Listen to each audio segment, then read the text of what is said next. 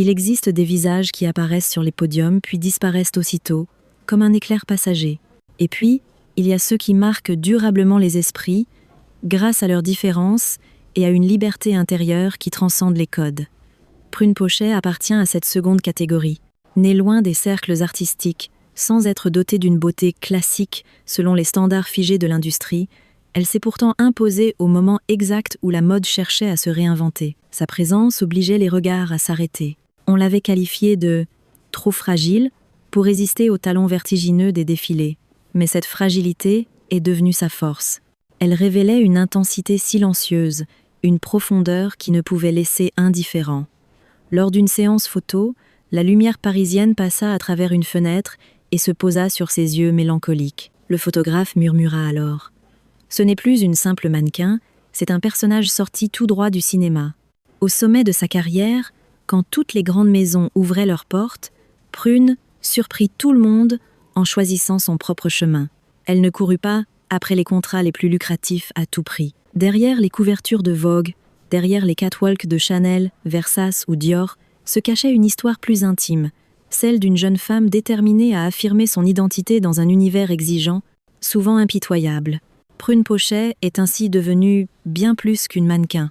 Elle a incarné ce que signifie être un top modèle, non seulement un visage pour les marques, mais aussi une âme qui raconte une histoire à travers chaque image, chaque silence, chaque regard. Prune Pochet est née et a grandi en France, dans une petite ville de la périphérie. La maison familiale n'était qu'à quelques kilomètres du centre, mais suffisamment éloignée pour offrir à son enfance une atmosphère paisible, faite d'après-midi passés dans les champs, du bruissement du vent dans les arbres et de rêves vagues nourris par une imagination débordante. Ses parents, gens simples et travailleurs, lui inculquèrent très tôt la valeur de l'effort et de la patience. Ses leçons, modestes mais solides, deviendront plus tard le socle de sa trajectoire dans le monde impitoyable de la mode. Dès son plus jeune âge, son corps élancé la distinguait des autres enfants. À l'école, cette différence n'était pas toujours vécue comme un privilège. Certains camarades la raillaient pour sa silhouette trop mince, sa peau pâle, ses cheveux en bataille. Elle se réfugiait alors dans sa chambre, écrivait des pages de journal intime ou dessinait des croquis maladroits. Ces instants de solitude, loin de l'attrister, nourrissaient un univers intérieur riche, peuplé de sensibilités fines et de songes silencieux. Sa mère, passionnée de couture, passait des heures à réparer ou transformer les vêtements de la famille. Pour la petite Prune, ces instants autour de la machine à coudre résonnaient comme une initiation au beau. Les morceaux d'étoffe, les boutons brillants, le fil coloré, autant de détails qui forgèrent ses premiers souvenirs esthétiques. Elle découvrit ainsi que la beauté n'était pas nécessairement tapageuse, mais pouvait surgir de gestes modestes et précis. À cette époque, la mode française commençait à s'ouvrir à des visages différents, cherchant à casser l'homogénéité des années passées. Pourtant, Prune n'imaginait pas encore qu'elle pourrait un jour devenir mannequin.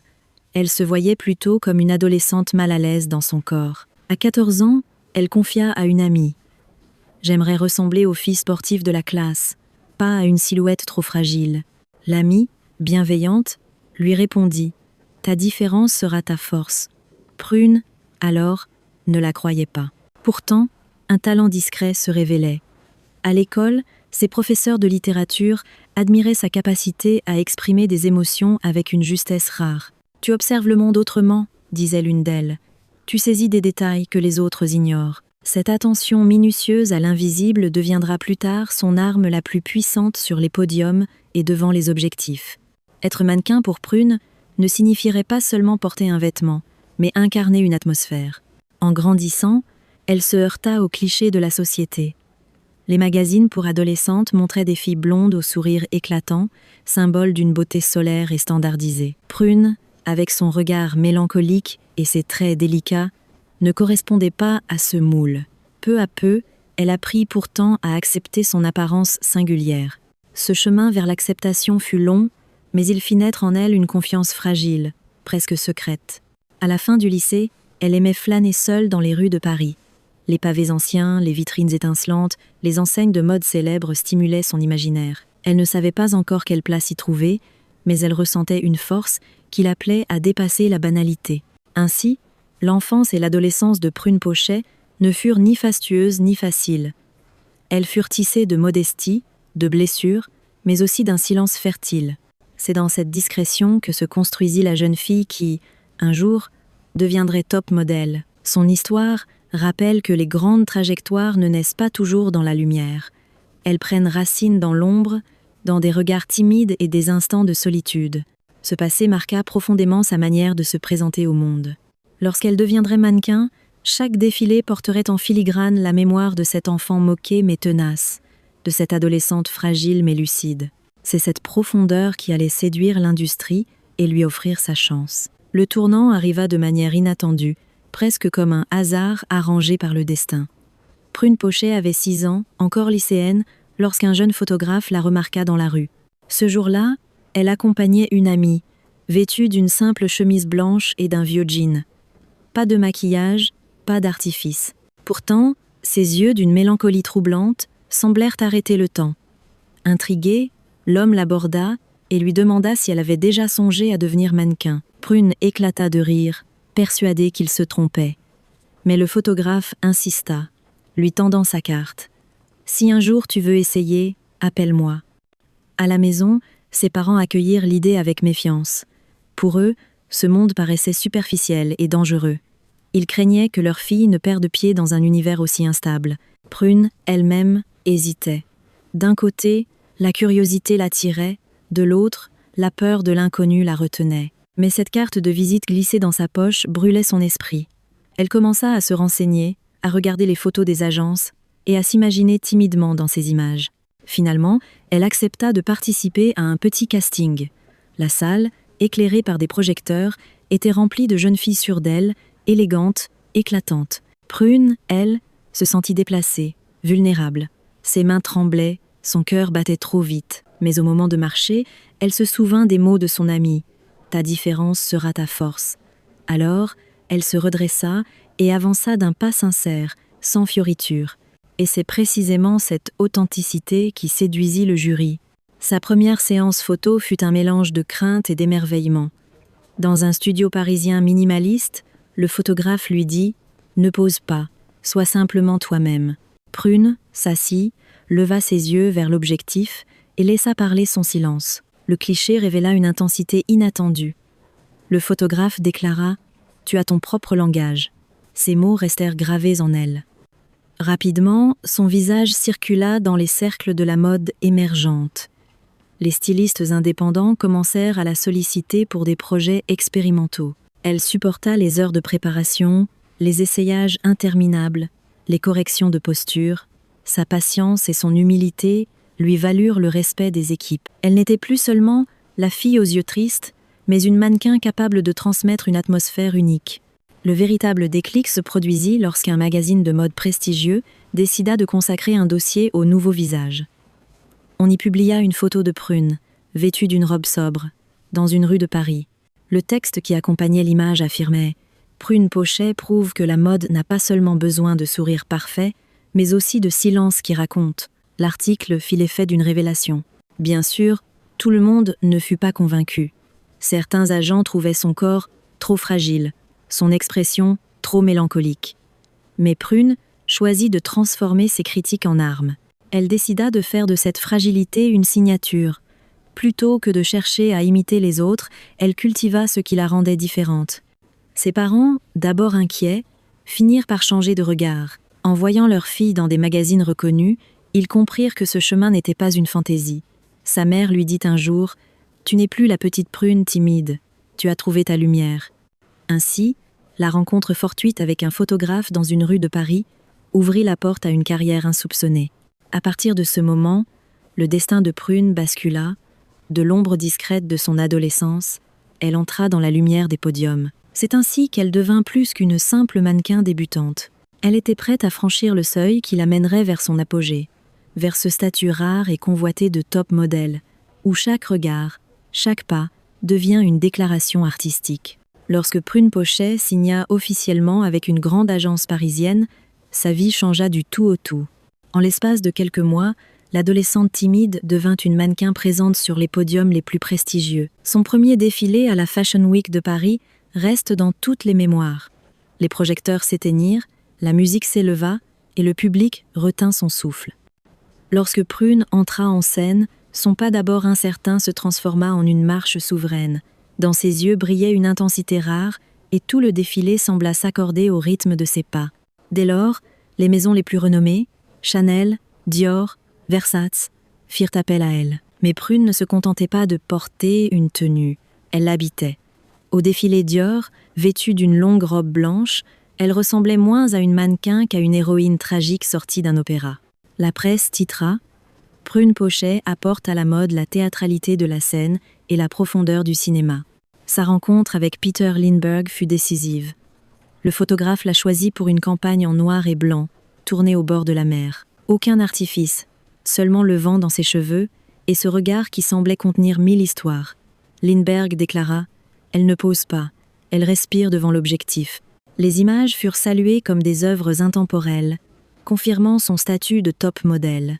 Les couvertures de magazines s'enchaînèrent. Vogue Paris, Vogue Italia, ID, Dazed, Confused. Pourtant, ce n'était pas la quantité qui impressionnait, mais la singularité de son aura. Chaque photo dégageait une atmosphère où la mélancolie devenait poésie. Les créateurs ne voyaient plus en elle une simple silhouette, mais une muse capable d'inspirer leur collection. Un moment charnière fut son ouverture du défilé Chanel. Les portes s'ouvrirent, Prune apparut vêtue de noir. Le public entier demeura muet. Karl Lagerfeld lui-même confia « Elle me rappelle les grandes actrices françaises des années 60. » Parallèlement, elle fut sollicitée par des marques de cosmétiques et de joaillerie. Pourtant, fidèle à elle-même, elle ne céda pas à toutes les propositions. « Ce qui m'importe, expliqua-t-elle, ce n'est pas la taille du contrat, mais l'histoire que mon image va raconter. » Cette exigence renforça sa réputation d'artiste intègre dans un univers où tout s'achète. La force de Prune résidait dans sa capacité à transformer sa vulnérabilité en langage visuel. Sur un podium, son regard faisait naître une tension dramatique. Sur une photo, son silence semblait parler. Les critiques comparaient son magnétisme à celui des icônes du cinéma français. Elle incarnait l'idée qu'un top modèle n'est pas seulement un corps, mais un interprète.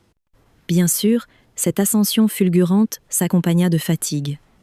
Les voyages incessants, les nuits blanches, les shootings sans fin mettaient son organisme à rude épreuve. Mais dès qu'elle montait sur scène, tout disparaissait. « Quand je marche, je ne suis plus moi », disait-elle. « Je deviens le personnage que le créateur veut faire vivre. » Au sommet, Prune Pochet représentait une nouvelle définition de la mannequin.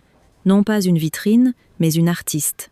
Elle prouva qu'on pouvait séduire sans artifice, qu'on pouvait captiver par la profondeur plutôt que par l'éclat. Ses yeux tristes devinrent un symbole. Dans un monde saturé d'images bruyantes, elle imposa la puissance d'un silence. De cette période, il reste le souvenir d'une jeune femme capable d'électriser un podium simplement par sa présence. Elle incarna l'idée qu'un top modèle ne se mesure pas seulement au nombre de campagnes publicitaires, mais à la trace indélébile laissée dans la mémoire collective. Dans un univers où tant de visages semblent interchangeables, l'empreinte laissée par Prune Pochet fut celle d'une singularité assumée. Sa silhouette fragile, son regard voilé, mais surtout ses choix, la placèrent à part. Beaucoup de mannequins acceptent sans hésiter chaque contrat lucratif. Prune, elle, préféra dire non à plusieurs propositions séduisantes. On se souvient de son refus d'un grand contrat de cosmétiques.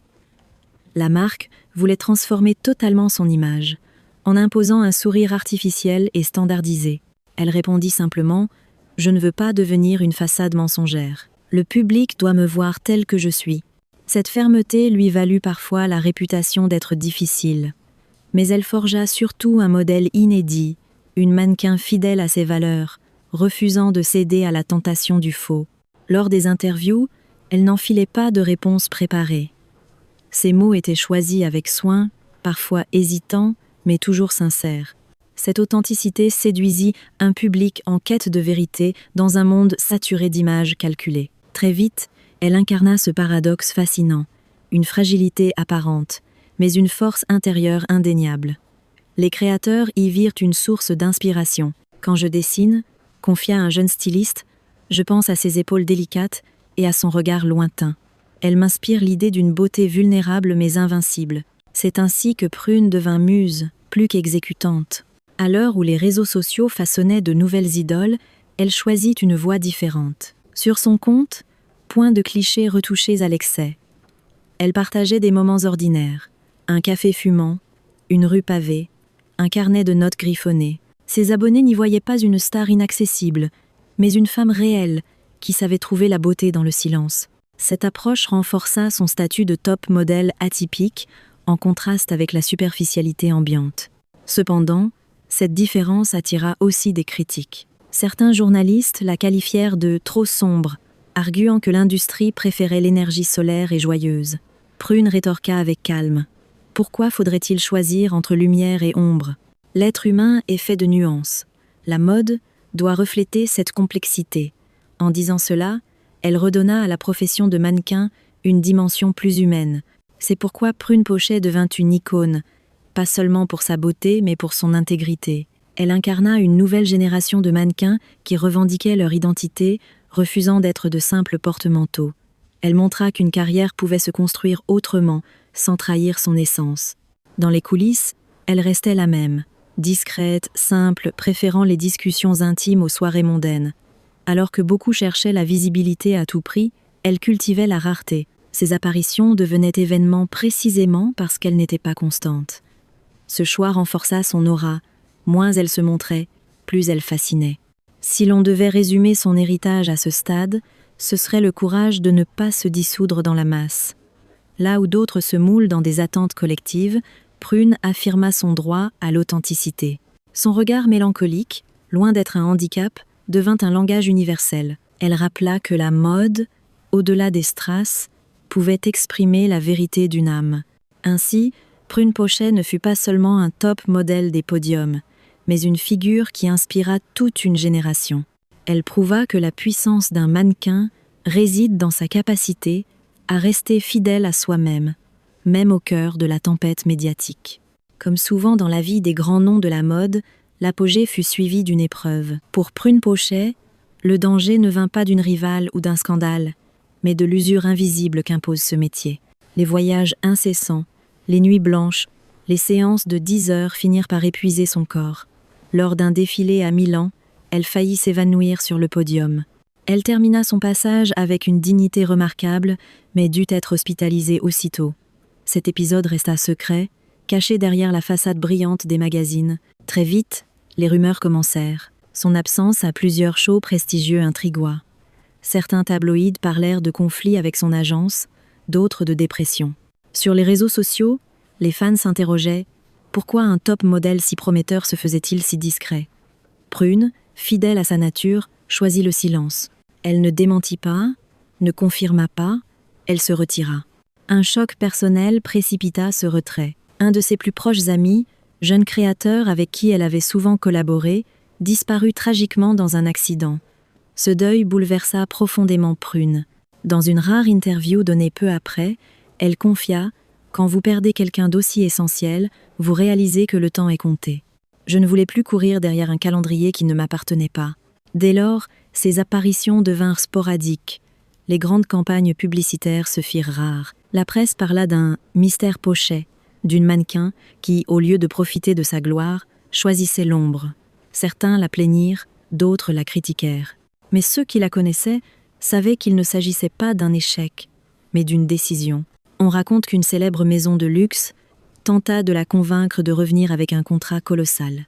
Sa réponse, transmise par mail, resta dans les mémoires. « J'ai promis de ne pas laisser les projecteurs dévorer mon âme. » Ces mots, simples mais puissants, circulèrent dans l'industrie, renforçant encore son aura. Prune Pochet montra ainsi qu'un top modèle n'est pas seulement défini par le nombre de défilés ou de couvertures, mais par le courage de tracer sa propre voie. Elle accepta de sacrifier une partie de sa carrière pour préserver son équilibre et son humanité. Aujourd'hui encore, son retrait reste entouré de mystères. Certains espèrent son retour, d'autres considèrent qu'elle a tourné la page. Mais son absence même a créé une légende. Comme une actrice qui quitte la scène à l'apogée de son art, elle a laissé le public suspendu à une question. Et si elle revenait, qu'incarnerait-elle ? L'histoire de Prune n'est donc pas celle d'une chute, mais d'une transition. Elle a montré qu'on peut choisir le silence au lieu de l'épuisement, l'ombre au lieu d'une lumière aveuglante. En cela, elle a bouleversé les codes. Elle est devenue un symbole de résistance, une mannequin qui sut dire « stop ». Évoquer Prune Pochet aujourd'hui, c'est se souvenir non seulement d'une silhouette qui a marqué les podiums, mais aussi d'une personnalité qui a osé choisir la différence. Son héritage dépasse largement le nombre de couvertures de magazines ou de contrats. Ce qu'elle a transmis, c'est l'idée qu'un top modèle peut être à la fois muse et être humain, qu'une mannequin peut rester fidèle à elle-même sans céder aux artifices. Elle répétait souvent « La mode ne sert pas seulement à habiller le corps. Elle raconte une histoire. Elle exprime une identité. » Cette phrase, citée à maintes reprises, demeure l'une des clés de sa légende. Pour de nombreux jeunes mannequins, elle incarne l'exemple à suivre. Prouver que la réussite ne passe pas obligatoirement par la compromission. Son retrait de la scène a laissé un vide, mais aussi une interrogation. Dans le monde actuel, dominé par les réseaux sociaux, par les standards uniformisés et le bruit incessant, aurait-elle encore trouvé sa place? Ou bien sa discrétion aurait-elle été étouffée par le vacarme? Peut-être que la réponse importe peu. Car Prune Pochet n'a jamais réellement disparu. Son image persiste dans la mémoire collective comme un rappel. La beauté véritable se niche parfois dans le silence, dans la fragilité assumée, dans l'authenticité rare. Et si un jour elle revenait, peut-être que le monde de la mode redécouvrirait ce qu'il a perdu. Une mannequin qui n'était pas seulement un corps, mais une présence, un souffle, une vérité.